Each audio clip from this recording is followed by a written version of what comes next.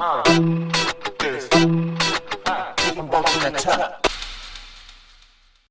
to the Daily Sports Content Economy Podcast for Monday, February 2, 2026. It is going to be a massive week. I mean, truly pivotal. It really is. And just to give everyone a sense of the scope of what we're tackling today, this deep dive is generated from a grand total of over 200 articles and references. Wow. We've really scraped every corner of the industry for this one because the stories today aren't just news. They're structural shifts. It's necessary, though. The landscape is shifting so fast right now. If you blink, you miss a merger. Absolutely.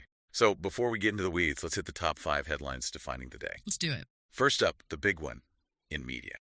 ESPN has officially completed its $3 billion NFL media takeover deal. And the kicker here isn't just the cash. It's that the NFL now holds a 10% equity stake in ESPN.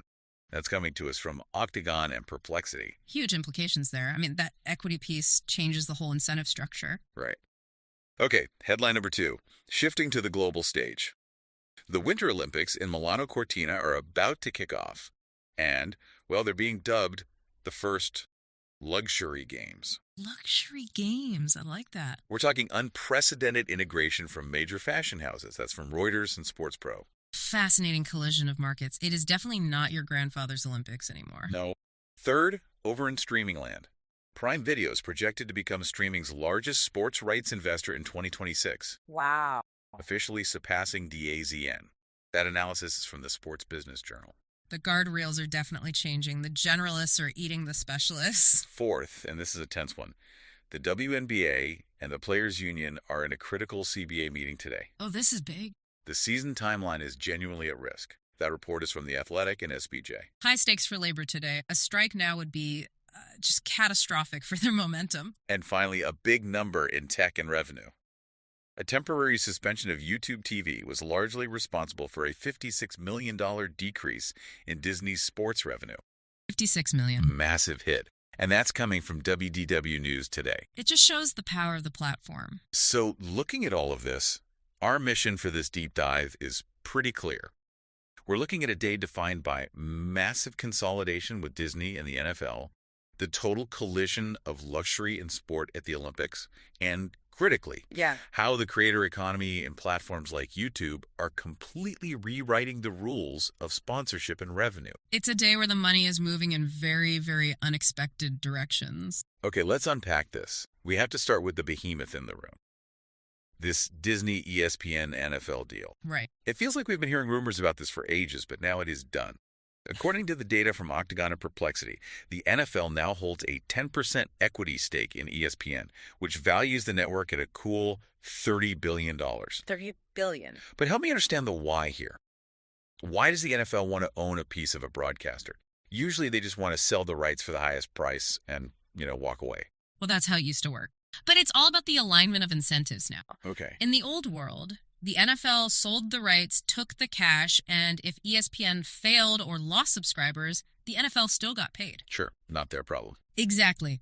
But the cable bundle is shrinking, the media landscape is fracturing. So by taking a 10% stake, the NFL is essentially hedging. They're hedging against the decline of traditional TV. They're saying, we believe ESPN is the lifeboat, and we want to help steer it. So they're moving from a landlord-tenant relationship to a partnership. They're sitting on the same side of the table now. Exactly. And if you look at the operational details from Perplexity, this is a full-blown integration. This is the part that really struck me.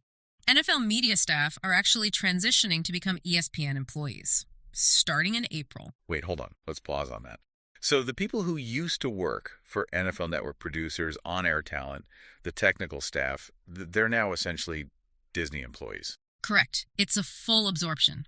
By the 2026 season, the integration will be complete. I mean, think about the culture shock there. Oh, for sure. But for the NFL, it solves a massive operational headache. Running a media network is expensive, it's hard, and quite frankly, the NFL network was never as profitable as they wanted it to be. Right. They get to offload that cost structure to Disney, who are the best in the world at it, while keeping the financial upside through that equity stake. That is a brilliant, if slightly terrifying, consolidation of power. It basically means the league and the coverage of the league are now financially married. It does raise questions about editorial independence, certainly, but purely from a business standpoint, it's efficient. And in return, does ESPN get more content? Because if I'm Disney, I want something tangible for giving up 10% of my company. Oh, they get much more. According to Perplexity, they are going from 21 games to 28 total NFL games per season. That's a big jump. It is a significant jump in inventory, which gives ESPN more leverage with advertisers. More games means more ad slots, which means more revenue to justify that $30 billion valuation. It really blurs the line between the league and the broadcaster. So if I'm a consumer, does this mean I'm getting a better product or just a more monopolized one? Probably a bit of both. Better production value, streamlined access, but certainly less competition in the marketplace. Speaking of competition, let's pivot to the streaming wars. You mentioned that headline from the Sports Business Journal about Prime Video. Right. This is the tipping point year for Amazon. So they're projected to spend $3.8 billion on rights fees in 2026. $3.8 billion. That captures roughly 27% of all streaming sports spend. That is a staggering number. They're spending almost $4 billion just on the rights to show sports. It is, and it signals a changing of the guard. And if we connect this to the bigger picture, Ampere analysis data shows that DAZN is falling to second place with about 22%. Okay, so why is DAZN falling behind? They are the dedicated sports streamer. That's their whole identity. Shouldn't they be winning this? You would think so, but it comes down to the business model. DAZN is a specialist. If you unsubscribe from sports, or if it's the off-season, you cancel DAZN. There's no reason to keep it. Right. Amazon is a generalist. You keep Prime for the free shipping, the cloud storage, the movies. So the sports rights are just a retention tool. Right. I'm not canceling my free shipping just because football season ended. Exactly. The general entertainment platforms, your Amazons, your Peacocks, they're becoming the de facto sports networks because they have deeper pockets and lower churn risks. They can outspend the pure plays because their business doesn't only rely on sports. That makes perfect sense. It's the bundle 2.0. And speaking of pockets and bundles, NBC Universal isn't sitting this one out. I was reading a report from CNBC about what they're calling Legendary February. I love that branding. It's very clever marketing, but I think it's born out of necessity. It's catchy. But the strategy is interesting. They're testing this idea of an event cluster. They're airing the Winter Olympics, the Super Bowl, and the NBA All-Star Game all in a single cluster to drive Peacock subscriptions. Is this just about having a busy month, or is there something deeper here? Oh, it's entirely strategic. It's a churn reduction strategy. In streaming, the biggest enemy is people subscribing for one event and then canceling the next day. NBC is betting that if they can stack 3 massive cultural moments back to back to back, they hook you. So you stick around. You get in for the Olympics opening ceremony, you stay for the Super Bowl halftime show, and then you stick around for the NBA All-Star Game. By the time that's over, you've paid for a second month. So it's about creating a sticky ecosystem for at least a fiscal quarter. Precisely. And the question for the industry is, can legacy media like NBC use these massive condensed event clusters to compete with the always-on deep pockets of big tech like Amazon? Right. It's 2 very different philosophies colliding. One is about consistent utility. The other is about eventizing the calendar. Well, let's talk about that first pillar of the cluster, the Winter Olympics. The opening ceremony is coming up on February 6th at San Siro Stadium. But looking at the sources from Reuters and Sports Pro, this feels different. They're calling it the luxury games. It's a very intentional pivot. You look at the brand list, Armani, EA7, Ralph Lauren, Moncler. These aren't just slapping logos on jerseys or buying 30-second TV spots. So what are they doing? According to Sports Pro, they're establishing a direct presence and doing full team outfitting. So it's less about official sponsor and more about Fashion Week on snow. It really is. I mean, think about the demographic that watches the Winter Olympics versus the Summer Olympics.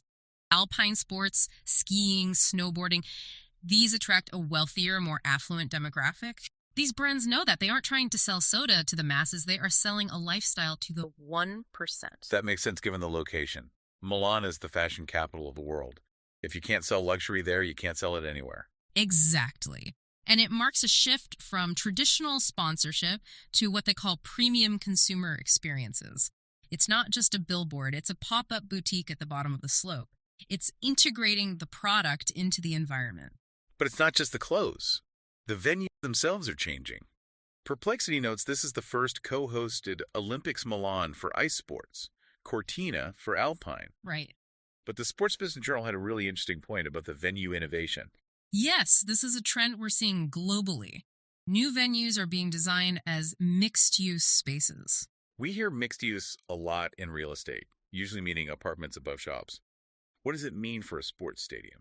In this context, it means the infrastructure is agnostic. They aren't just built for hockey or skating anymore. They're being wired with advanced fiber optics, server rooms, and lighting grids, specifically for esports and endurance events. Esports at the Winter Olympics venues. Not necessarily during the Olympics, but the legacy plan requires it. These venues cost billions. You can't make that money back just hosting hockey games. Right, of course. You need to be able to host a League of Legends tournament on Tuesday and a figure skating competition on Saturday.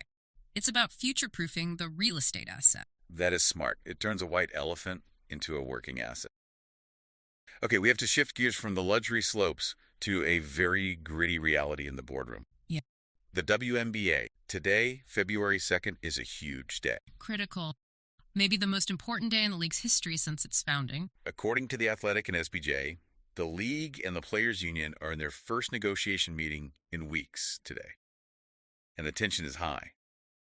What are the actual numbers causing the friction? The numbers are miles apart. If we look at the breakdown from Perplexity and SBJ, the players proposed a 30% gross revenue share. 30% of gross. That is aggressive. It is. It's a true partnership model. They're saying, as the league grows, we want our checks to grow immediately. They want to ride the wave of the league's success directly. And the league's counter. The league countered with a $1 million base salary cap per team. Now, to be fair, that is up significantly from the previous $249,000. It's a massive jump, basically quadrupling the cap. It is. But it's structurally very different. A cap is a fixed cost. A revenue share is variable. So the players want a slice of the pie, and the league wants to give them a bigger allowance. Essentially. And the risk factor here is real. The union is worried that a work stoppage could kill the momentum. We just came off record 2025 ratings. The WNBA is finally hot. If they miss the start of the season or if there's a lockout, that momentum could evaporate. Fans are fickle. They might not come back. That's the nightmare scenario. Speaking of fickle fans and momentum, let's talk about alternative sports. Because while the major leagues are fighting over billions, the challenger leagues are making moves. We saw a massive headline from SBJ and Perplexity regarding the X Games. This is a landmark deal. MoonPay has signed an 8-figure deal to become the title sponsor. It's now the MoonPay X Games League.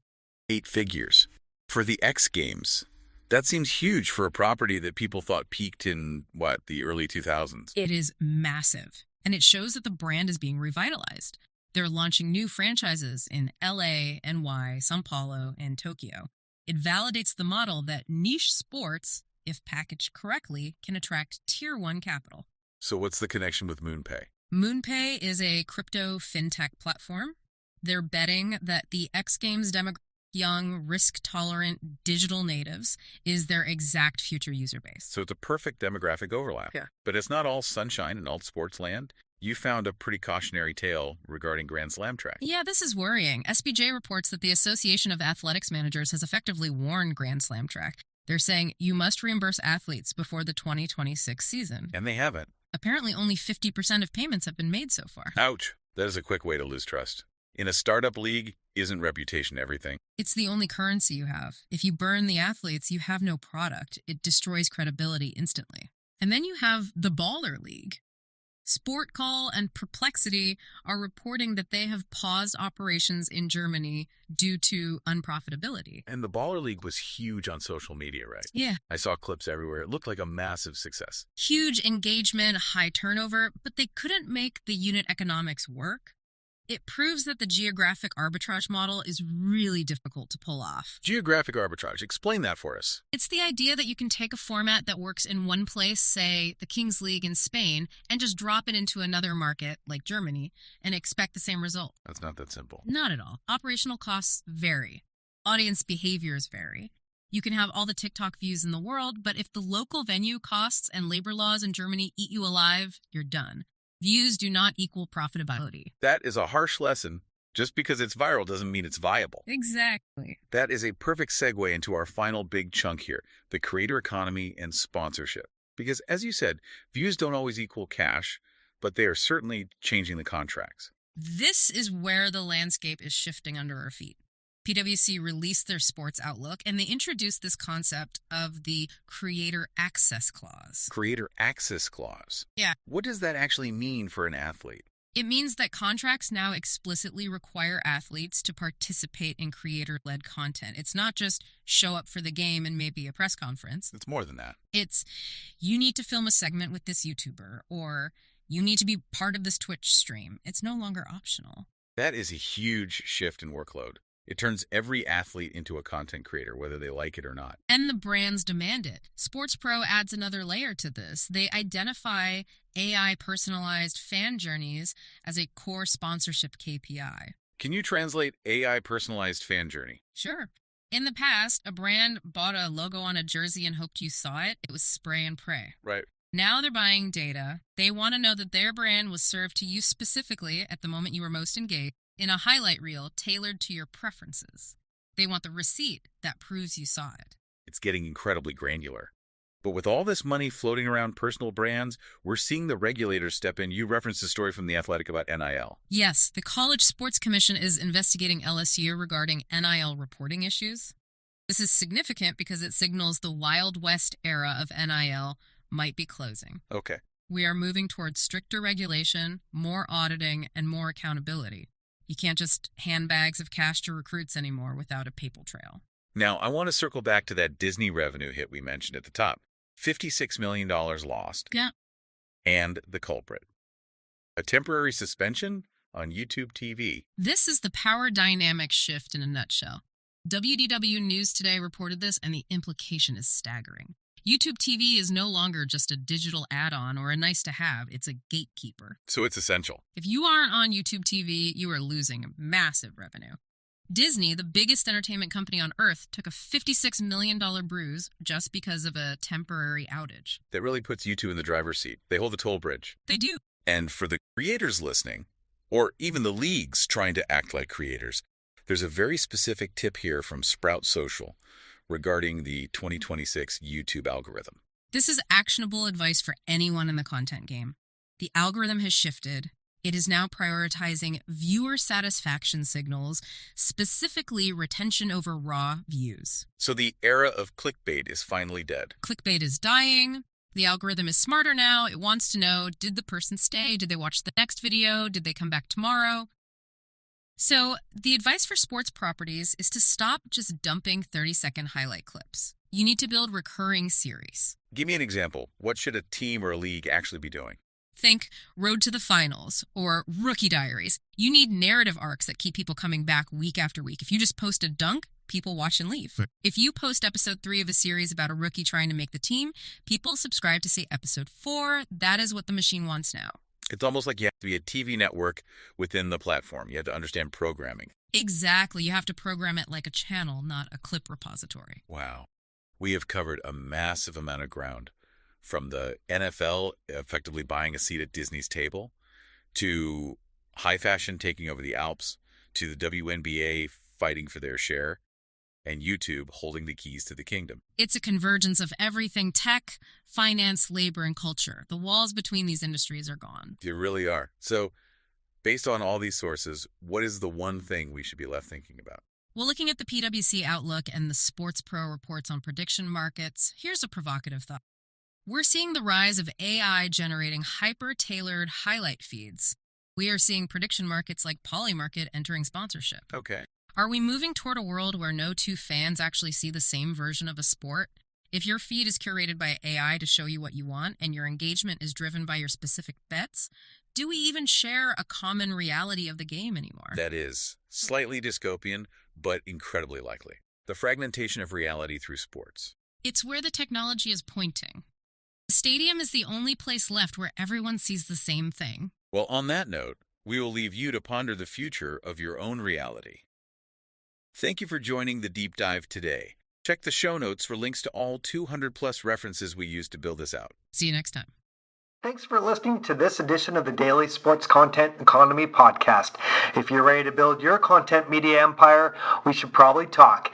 Visit rootgroupmarketing.com. Thanks for watching and listening.